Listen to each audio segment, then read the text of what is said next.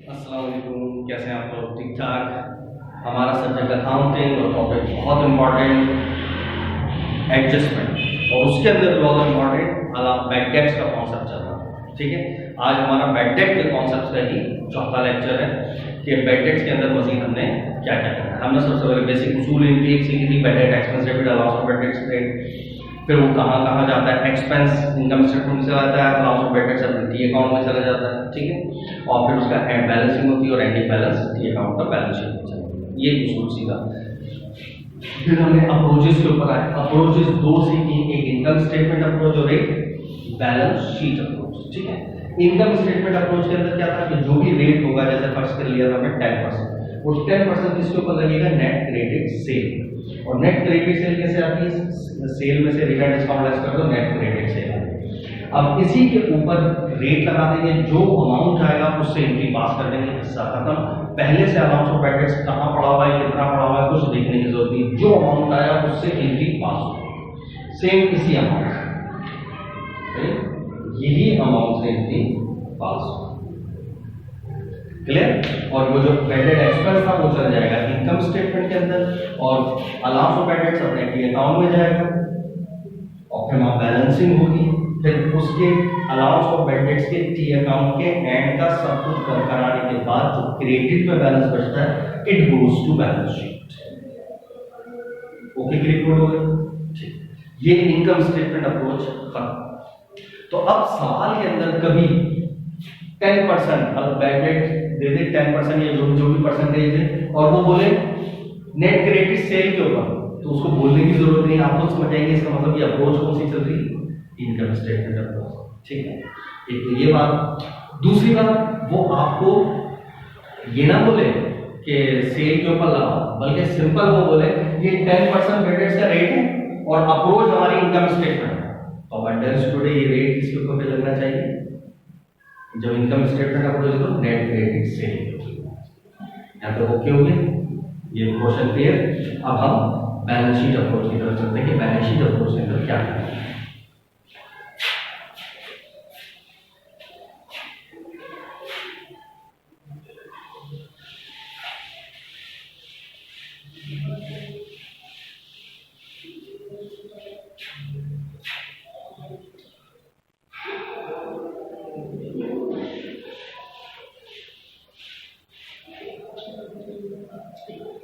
वैसे मैं ये भी मिटा दूंगा, लेकिन ये थोड़ा सा ऐसे डिफरेंस के लिए नजर आता है।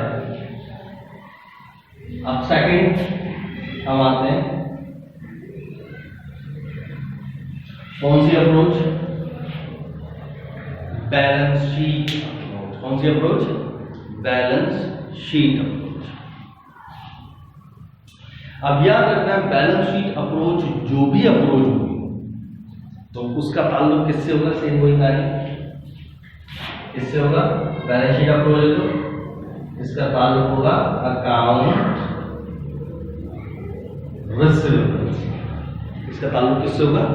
Account receivables. और अकाउंट रिसीवेबल का मतलब कौन सा अकाउंट रिसीवेबल चाहिए? नेट वाला चाहिए। सही, कौन सा? नेट अकाउंट रिसीवेबल चाहिए। कौन सा चाहिए?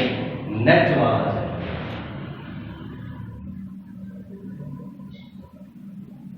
ये चाहिए नेट।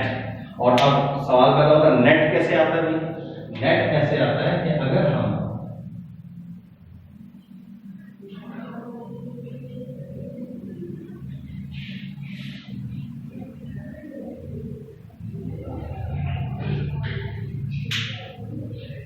बल्कि नेट का लफ्ज ना लिखूंगा,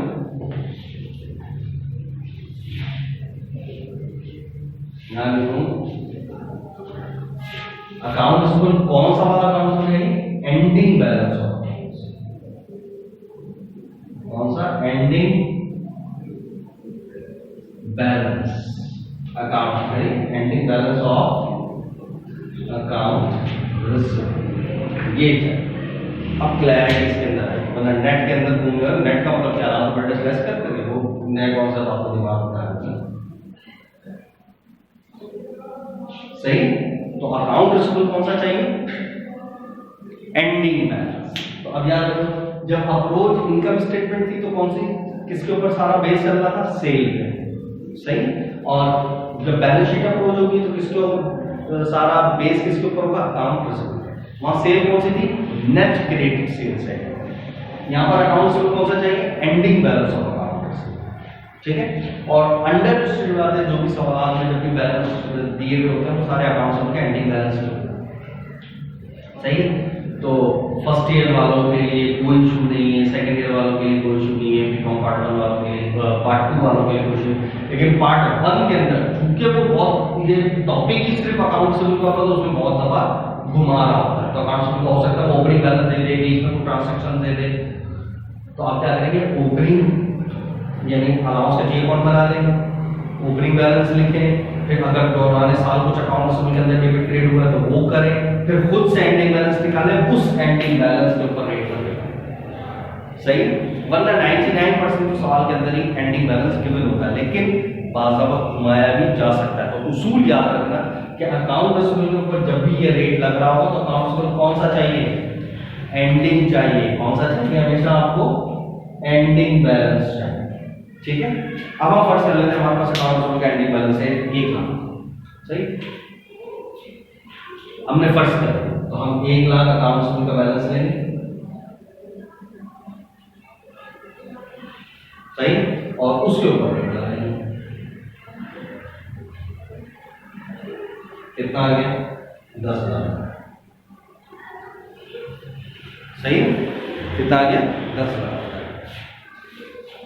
तो याद रख लो, जब भी अप्रोच बैलेंस शीट अप्रोच होगी तो जो भी परसेंटेज होगी वो किसके ऊपर लगेगी, अकाउंट रिसीवेबल के ऊपर। और अकाउंट रिसीवेबल के कौन से बैलेंस पे, शुरू के बैलेंस पे, दरमियान के बैलेंस पे, एंड के बैलेंस पे, कौन से बैलेंस पे, एंडिंग बैलेंस पे। तो अगर सवाल में first floor ending balance given है तो उसी पे लगा लो, गिवन नहीं है तो एंडिंग बैलेंस निकालो। कैसे निकालेंगे, तो ओपनिंग जो जो चीजें गिवन हो, ओपनिंग गिवन है ओपनिंग लिखो, ड्यूरिंग गिवन है सारा ड्यूरिंग डालो उसके अंदर डेबिट, और फिर उसको बैलेंस निकालो तो एंडिंग निकालेंगे, ठीक है। तो एंडिंग बैलेंस के ऊपर रेट अपना क्लियर हो गया। अब ये आ गया हमारे पास 10,000 रुपए जो सवाल से हमने कैलकुलेट करा, 10,000, क्लियर। अब यहां तक आ गया,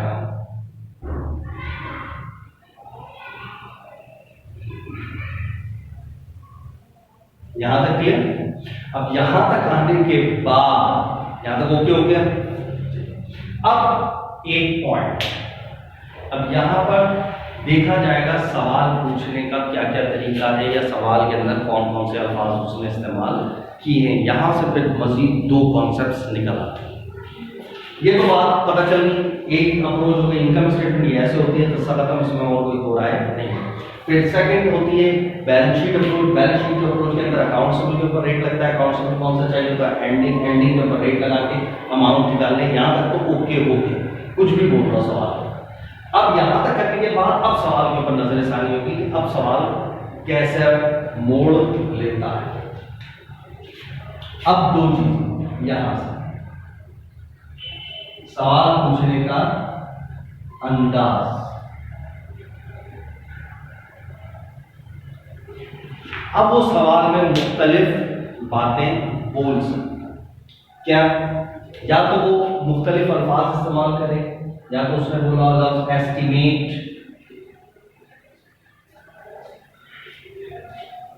सही, लफ्ज एस्टिमेट, या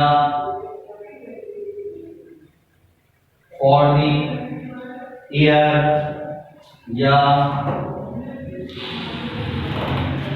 प्रोवाइड प्रोविजन,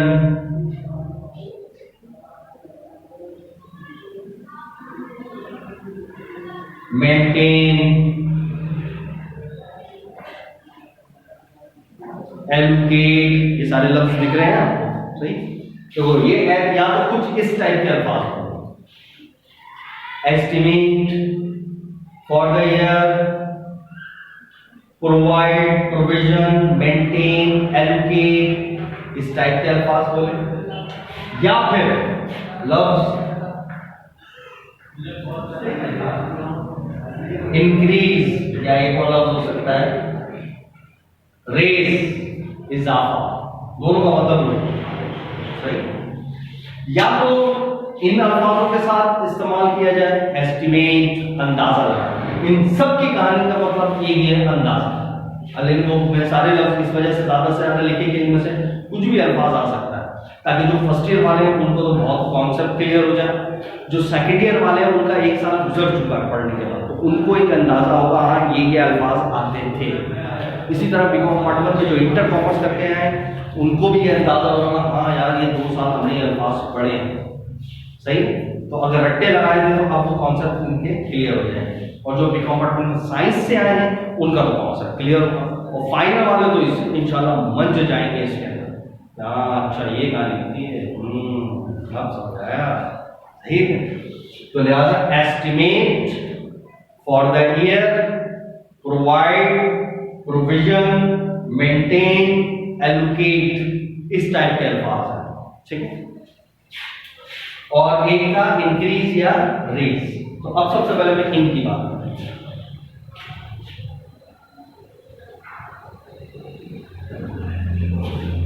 अगर इस टाइप के अल्फाज आते हैं तो एक तो इसका मतलब भी पता होना चाहिए, सही है। ये जो अल्फाज आए इनका मतलब भी पता होना चाहिए, और इसी तरह एक ये अल्फाज आया, सही, तो इसका मतलब भी आपको पता होना चाहिए। अच्छा, तो एक काम करते हैं, अभी यहाँ पर इतनी ज्यादा जगह मौजूद नहीं है, अब ये कॉन्सेप्ट तो समझेगा, मैं इसको मिटा के इसको मिड में ले, सही, ये कहानी खत्म हो गई, सही।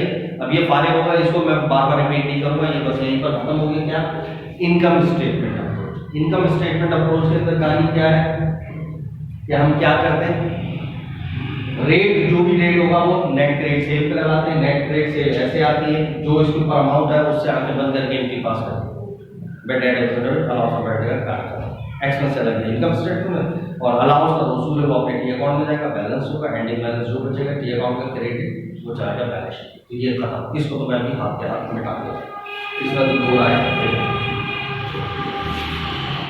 इनकम स्टेटमेंट अप्रोच हमारी एंड, सही। अब आती है balance sheet approach. Balance sheet approach के अंदर हमेशा अकाउंट रिसीवेबल को दिमाग में रखना, अकाउंट रिसीवेबल कौन सा वाला चाहिए, एंडिंग, ये याद है। एंडिंग के ऊपर जो भी होगा वो रेट अप्लाई होगा और अमाउंट आएगा, क्लियर। अमाउंट करने के बाद फिर अब सवाल की वर्डिंग पे गौर करेंगे, सवाल में हमसे किस लहजे में, किस लैंग्वेज में, किस अल्फाजों से सवाल पूछा गया। अब वो अल्फाजों के अंदर मैंने दो कहानी बताई, या तो वो लफ्ज इस तरीके से पूछेगा estimate, for the year, maintain, provide, provision, allocate, या फिर वो इंक्रीज, रेस अल्फाज इस्तेमाल करेगा, ठीक है। अब एक मजीद में वहां पर और आगे लिख देता हूं, तो मैं इसको मिटा, ठीक है। ये यहां से मैं स्टार्ट,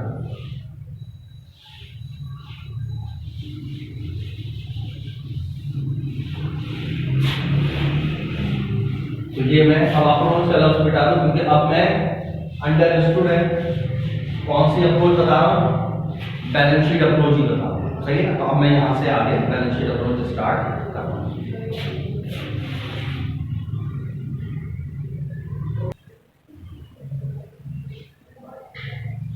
हाँ जी, तो अब क्या करना है, अब मैं कौन सी अप्रोच बता रहा हूं, बताओ, बैलेंस शीट अप्रोच पढ़ा, सही है। तो balance sheet approach,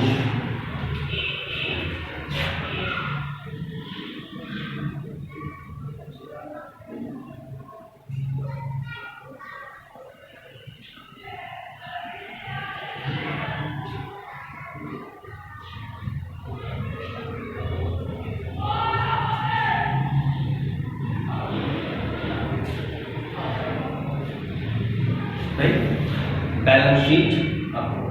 balance sheet approach में हमें क्या चाहिए, अकाउंट रिसीवेबल, अकाउंट रिसीवेबल कौन सा, एंडिंग बैलेंस, सही। ये चीजें याद रखें, अकाउंट रिसीवेबल और उसका भी कौन सा बैलेंस, एंडिंग बैलेंस। हमने फर्स्ट का अकाउंट से एंडिंग बैलेंस कितना है, 1 लाख, और रेट कितना है 10%, तो ये 10% इसके ऊपर अप्लाई करा, तो कितना आ गया 10 लाख। सही, कितना गया 10। अब फिर मैंने क्या बताया था, अब इसको पूछने के दो तरीके, सही है, कि वो किस अंदाज से सवाल को बोलता है।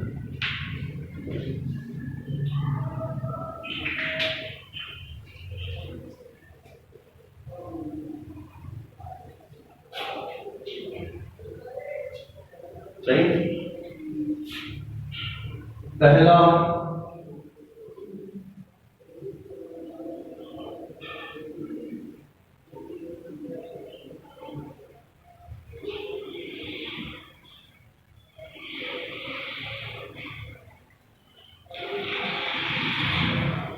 सही है, मैंने अलग अलग कर दिया। पहला वो किन किन अल्फाजों में वो बात करता है, वो या तो वो बोलेगा आपको क्या, एस्टिमेट, सही है, एस्टिमेट का लफ्ज होगा, या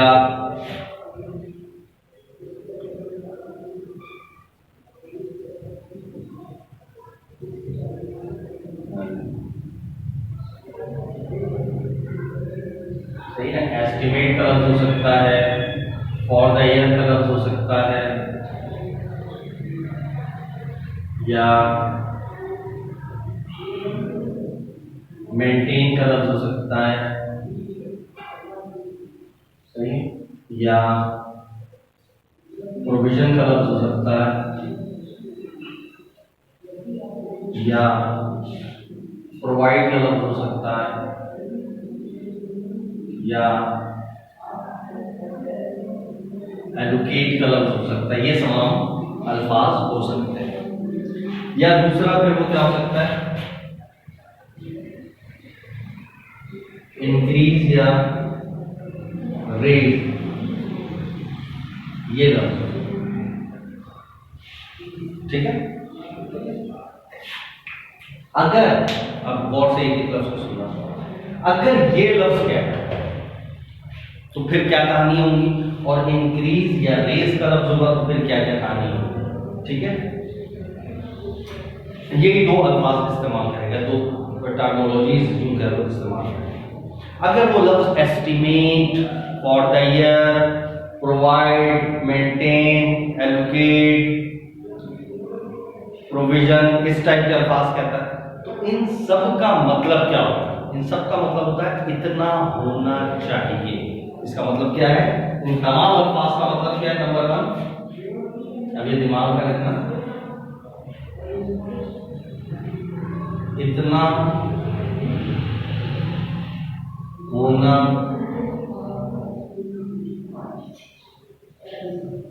चाहिए, सही। पहला, ये मैं उसूल समझा रहा हूं कि उस चीज के उसूल आपको क्लियर होंगे तो मजा आएगा अल्फाजों को समझने में। तो इन सब का मतलब क्या है, जैसे यहाँ पर ये लफ्ज जब लिखा होगा तो क्या लिखा होगा, allowance for bed was estimated at the rate 10%। तो लफ्ज एस्टिमेट का है, तो अल्फाज के लफ्ज इस्तेमाल क्या हो रहा है, allowance for bed was estimated. मैं बाकायदा ये जो पूरा लफ्ज है मैं यहाँ पर उसकी पूरी वो लिख देता हूँ। क्या लफ्ज लिखा हुआ है, ये इस तरह लफ्ज लिखा है, जो ट्रांसैक्शन होगी वो ये होगी, allowance for bad debts was estimated at the rate 10%। बस फर्स्ट को इतना सही था। अब अंडरस्टूड है, बैलेंस शीट अप्रोच हुई तो 10% ऑफ अकाउंट रिसीवेबल लिखा हुआ,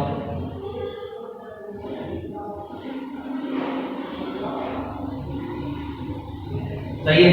और अगर ये लफ्ज ना भी लिखा हो तो फिर अगर बैलेंस शीट अप्रोच है तो फिर अंडरस्टूड है वो at the rate 10% of account receivable लिखा। तो ये मैं बातें बता चुका। ना भी लिखा हो तो अप्रोच लिखी होगी, अप्रोच लिखा है तो ये नहीं लिखा होगा तो आप ये पहचान लेंगे अकाउंट रिसीवेबल सही होगा, ठीक है। तो देखो कहां पर लफ्ज लिखा हुआ है, allowance for bed was estimated.